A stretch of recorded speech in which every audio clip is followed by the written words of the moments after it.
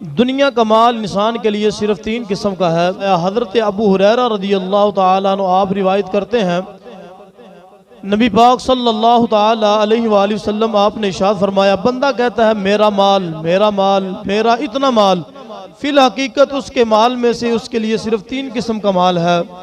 Number एक, जो उसने खा लिया और हजम कर लिया। नंबर दो, जो उसने पहन लिया और बोसीदा कर लिया। नंबर तीन, जो उसने अतिया किया और आखिरत के लिए ज़ख़ीरा कर लिया। अल्लाह ताला कुरान मजीद में इरशाद फरमा रहा है, अल्लज़ी जमा मालन व अद्ददह यहसबु अन्न मालहु अखलदह कल्ला लयुंबज़न्न फिल हुतमा। हलाकत है ऐसे बंदे के लिए जो माल गिनता जाए और जमा करता जाए और वो समझता है कि ये माल सदा मेरे पास रहेगा। हरगिज नहीं, ये जरूर तोड़ फोड़ देने वाली आग में फेंक दिया जाएगा।